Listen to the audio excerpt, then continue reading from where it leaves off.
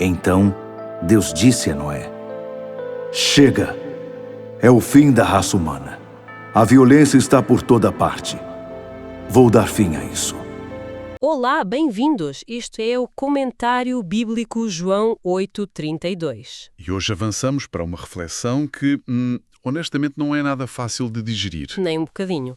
Porque, reparemos bem, se tentarmos imaginar uma civilização no auge do seu brilhantismo... Sim, altamente avançada. Exato. Com intelectuais, engenheiros, artistas que estão a moldar o mundo com um nível de conhecimento brutal, mas onde, ao mesmo tempo, a crueldade, a opressão e o derramamento de sangue inocente são celebrados nas ruas. Como se fossem grandes conquistas. Nem mais. É uma sociedade tão apodrecida pelo seu próprio sucesso que o Criador olha para ela e decreta o seu encerramento total.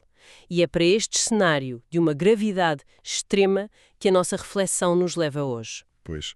E é um cenário que, lá está, nos obriga a suster a respiração. Não há como ler este texto de ânimo leve ou passar os olhos por cima. Sem dúvida. Vamos então mergulhar no livro de Gênesis, mais especificamente no capítulo 6, versículo 13. O foco está numa frase divina, que é definitiva e, atrevo-me a dizer, aterradora.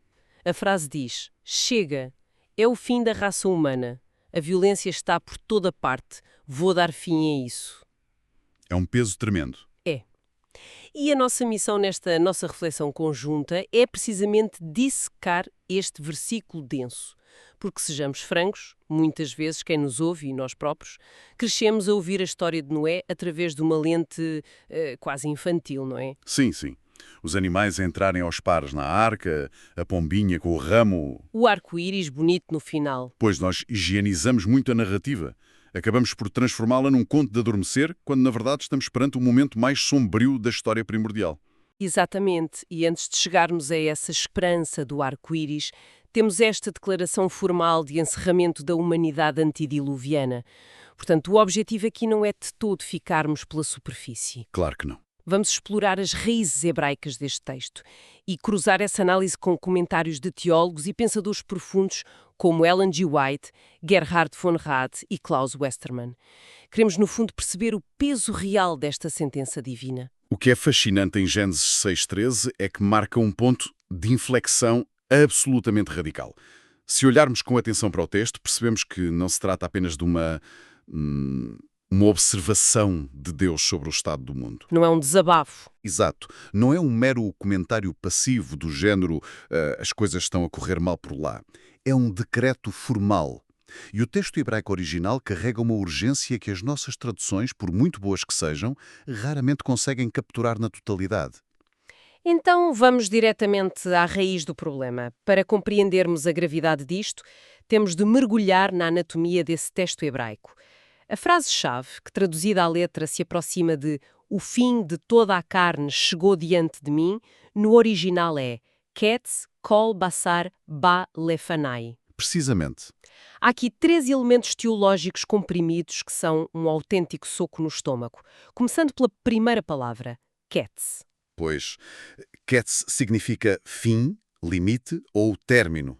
E o detalhe crucial aqui que muda por completo a nossa leitura é o tempo verbal que é utilizado no hebraico. O verbo está no tempo perfeito. Espera aí, uma pausa rápida. Para quem nos ouve e se calhar não tem a gramática hebraica fresca na memória, o que é que isso quer dizer na prática? É uma excelente questão. No hebraico bíblico, usar o tempo perfeito para uma ação profética ou para um juízo não é apenas dizer isto vai acontecer um dia. Não é um futuro distante. Certo. É declarar que a ação já está tão certa, tão firmada na mente de Deus, que é descrita como se já fosse passado. Ou seja, quando Deus diz que o fim chegou, não está a fazer uma ameaça. Não é um aviso do género, se continuarem a portar-se mal, eu acabo com isto. Nem pensar. É uma constatação de um presente inegável. O limite já foi cruzado. A ruptura já aconteceu de forma irremediável. Sabes, isso faz-me pensar que a palavra Ketz não funciona de todo como um aviso meteorológico. Como assim? Não é como ouvirmos nas notícias que uma tempestade se aproxima no fim de semana e ainda temos tempo para fechar as janelas e recolher a roupa. Percebo. É mais como a sirene de um edifício cujos alicerces já cederam totalmente. A estrutura já ruiu por dentro. E o colapso visível, aquele pó todo a levantar, é apenas a manifestação física de algo que já aconteceu na fundação. O fim não está a chegar, o fim já se instalou. Essa analogia do edifício é muito, muito precisa. A falência estrutural já ocorreu e é irreversível. E isso liga-se, de forma trágica, ao segundo termo desta frase, que é Kol-Bazar, que significa a letra toda a carne. O que abrangeria, portanto, toda a vida biológica, Uhum. humana e animal. Sim. E demonstra que a corrupção não era um problema pontual. Não estávamos a falar de uma aldeia remota que se rebelou ou de uma cidade específica que adotou más práticas e as outras estavam bem. Era geral. Havia impregnado a própria estrutura da existência criada. A violência e a ruptura não eram a exceção à regra. Tinham-se tornado a regra biológica e social. Era uma podridão sistémica a afetar o mundo inteiro. Mas repara numa coisa. Se a corrupção era assim tão estrutural, tão entranhada no dia-a-dia, a ponto de contagiar toda a carne, como é que o texto justifica a intervenção divina sem parecer arbitrária? E é aí que entra a perspectiva de quem está a observar isto, o que nos leva ao terceiro termo, o lefanai, ou diante de mim. Esse termo é fundamental. E confesso que isto mexe um bocadinho com a imagem que muita gente tem do Deus do Antigo Testamento, porque a caricatura popular é de uma divindade distante, lá longe no espaço, um pouco volátil, que se zanga e atira raios à terra de forma reativa. Como é que este diante de mim altera essa percepção? Altera de forma profunda e até comovente. O teólogo Klaus Westermann faz uma análise brilhante sobre esta exata expressão. Ele explica que a fórmula diante de mim prova que este juízo nasce de uma visão claríssima e de uma presença total. Ou seja, não há distância nenhuma. Nenhuma. Deus não está a reagir com base em rumores ou num impulso cego de fúria porque alguém desobedeceu. Ele vê de perto.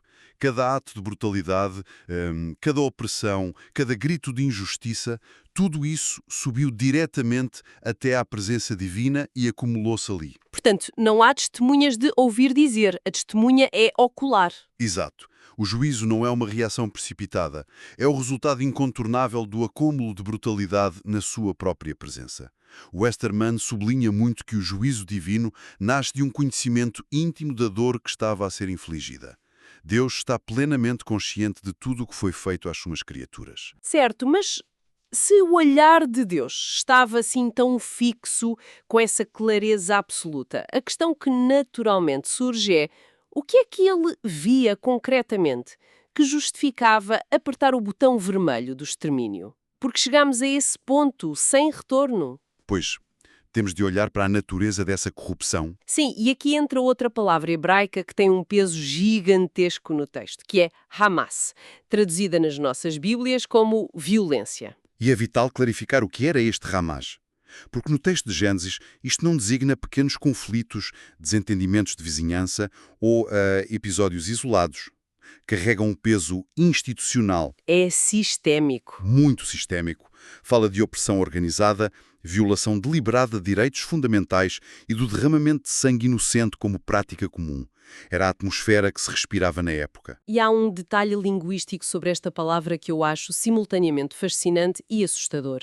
A raiz de amas significa rasgar ou arrancar com força. Ou seja, não estamos só a falar de alguém que dá um murro no outro. Estamos a falar da destruição ativa do próprio tecido da convivência social, que tinha sido desenhado de forma tão bela na criação. É o rasgar dos laços. Exato, rasgar a humanidade do outro. E se ligarmos o conceito desse rasgar ao quadro histórico maior, torna-se ainda mais perturbador. Os escritos de Ellen G. White no clássico Patriarcas e Profetos pintam um retrato desta sociedade que é altamente contraintuitivo e, honestamente, é muito familiar para os nossos dias. Como assim? Ela descreve uma civilização que não tinha absolutamente nada de ignorante ou primitiva. Pelo contrário, era uma sociedade altamente avançada, cheia de intelectuais, de grandes construções, avançada nas artes e no conhecimento do mundo natural.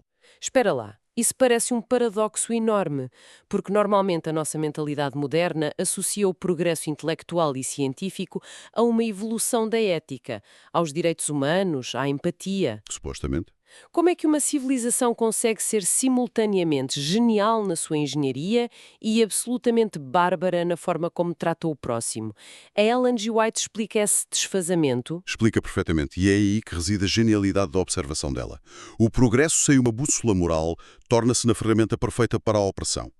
O que ela aponta é que eles utilizaram todo esse progresso, essa capacidade cognitiva superior, exclusivamente para a corrupção e para o autoengrandecimento. Ou seja, usaram a inteligência como arma. Exato. Em vez de usarem para cuidar da criação ou elevar os mais fracos, usaram-na para dominar. Ela nota que os direitos mais básicos, como o casamento e a propriedade, eram completamente espezinhados. Se alguém com mais poder cobiçasse algo do vizinho, Fosse a terra, a esposa, o que fosse. sim, simplesmente tomava pela força. A lei do mais forte foi intelectualizada e justificada perante todos. É aterrador pensar numa civilização onde a crueldade foi, no fundo, racionalizada.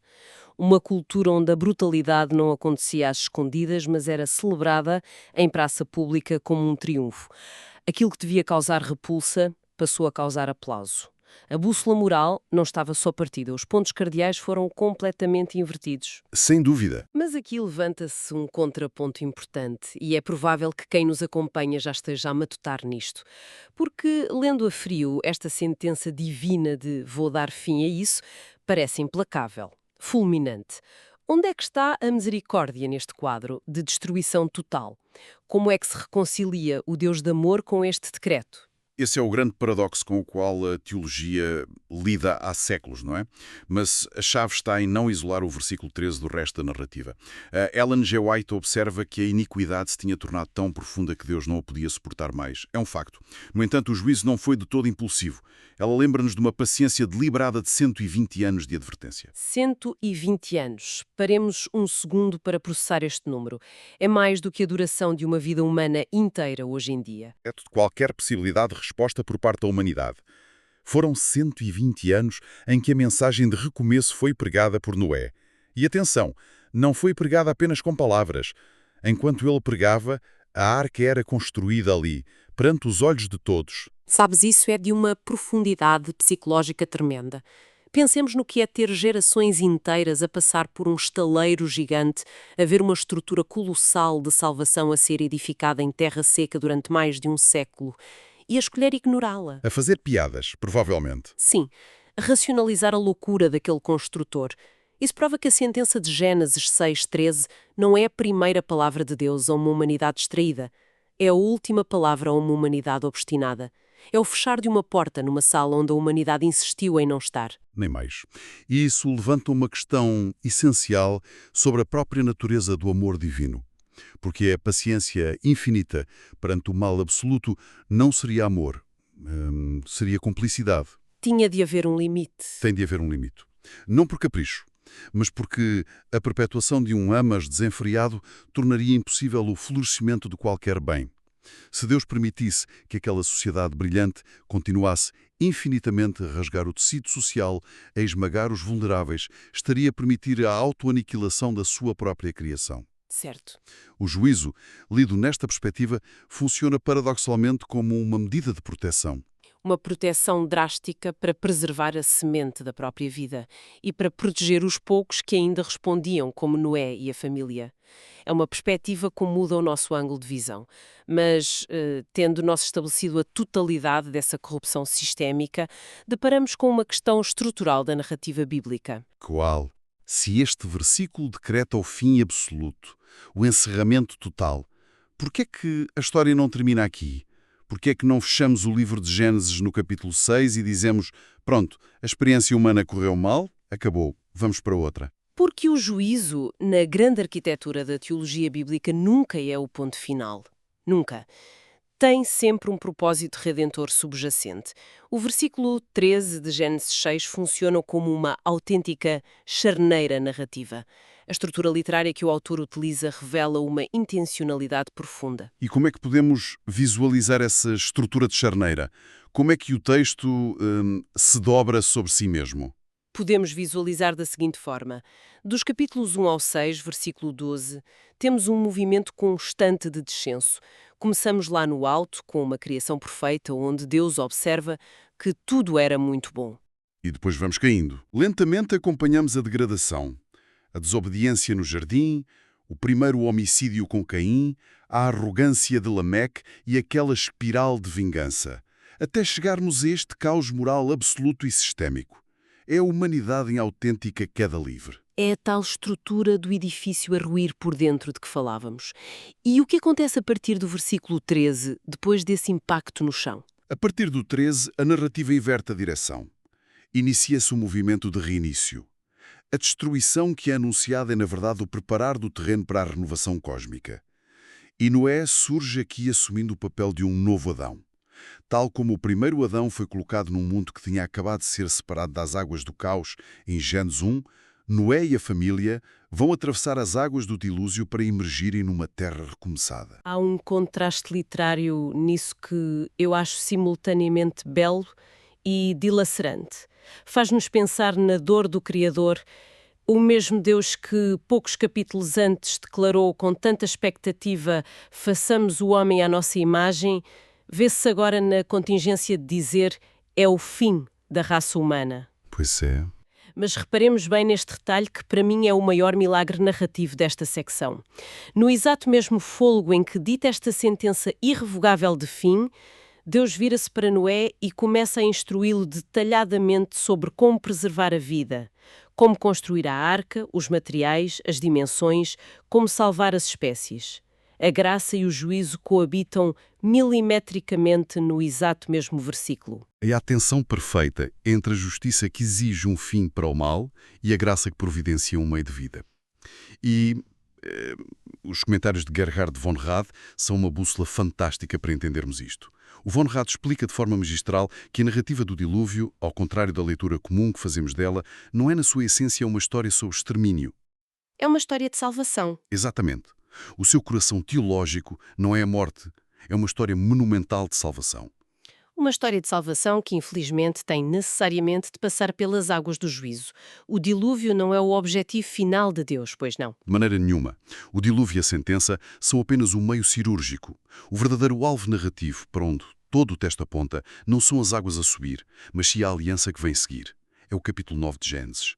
O estabelecimento do arco-íris, a promessa, o compromisso inquebrável de Deus com a manutenção da vida. O horizonte de graça. É esse horizonte de graça que este difícil versículo 13 tem de abrir.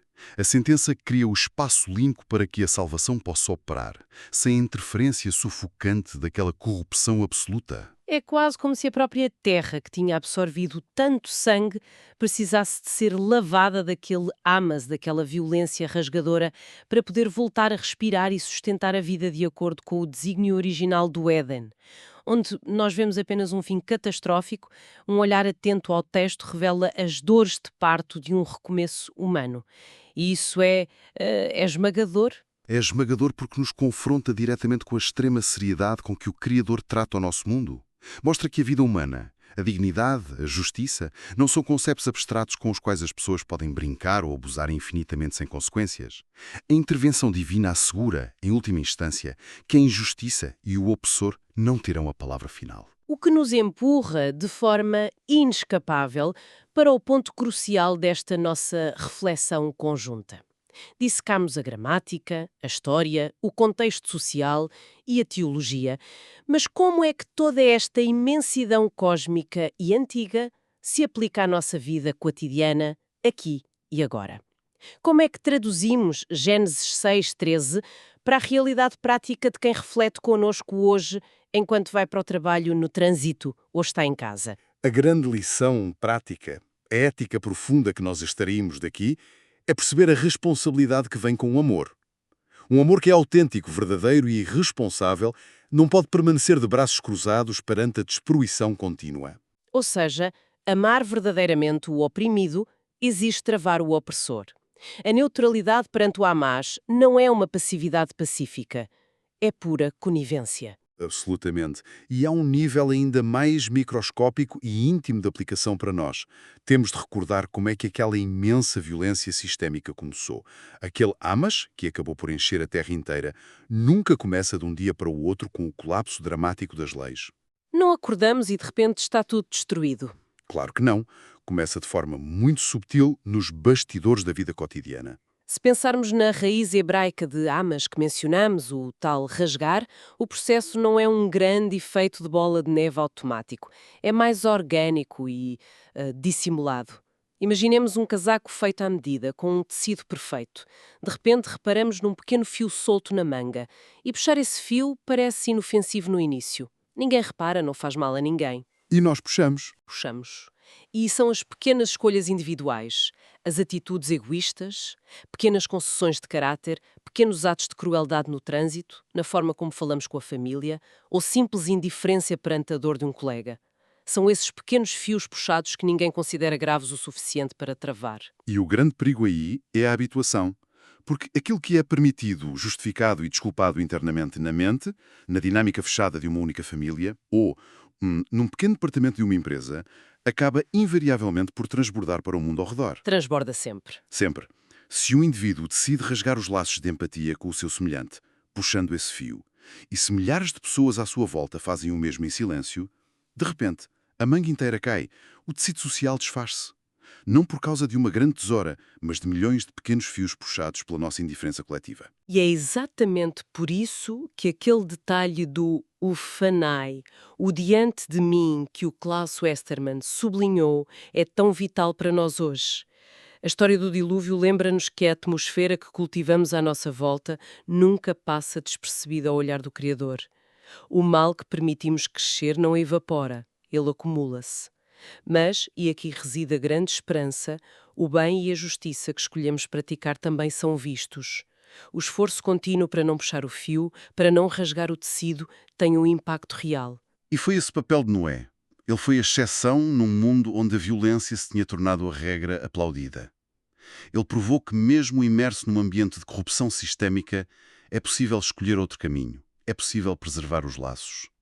A responsabilidade moral de cada indivíduo nunca é anulada pela pressão da multidão à sua volta. Era uma verdade desconfortável, porque nos tira as desculpas todas, mas ao mesmo tempo é profundamente libertadora.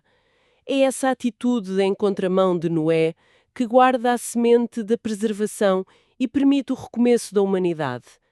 E é com base nesta tensão entre o peso da nossa responsabilidade e a esperança inabalável da graça que nos preparamos para encerrar a nossa análise, porque olhar para este decreto em Gênesis 6:13 não é olhar para um evento curioso no espelho retrovisor da antiguidade.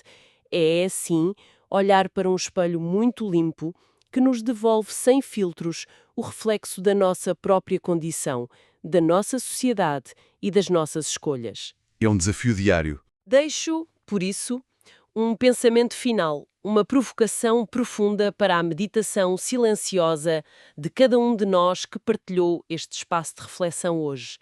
Se as grandes inundações de violência, de ruptura e de ódio no mundo começam sempre com aquelas pequenas escolhas diárias, invisíveis à maioria, que tipo de presença estamos a ser nos espaços que habitamos? Na nossa casa, no nosso local de trabalho, nas redes sociais, na nossa comunidade. Estamos, através das nossas pequenas concessões e puxões de fio, a contribuir ativamente para o rasgar do tecido social? Ou estamos, tal como Noé, a tentar ser instrumentos corajosos de preservação, tecendo laços de graça no meio das tempestades? Fica o desafio para a nossa reflexão. Até sempre.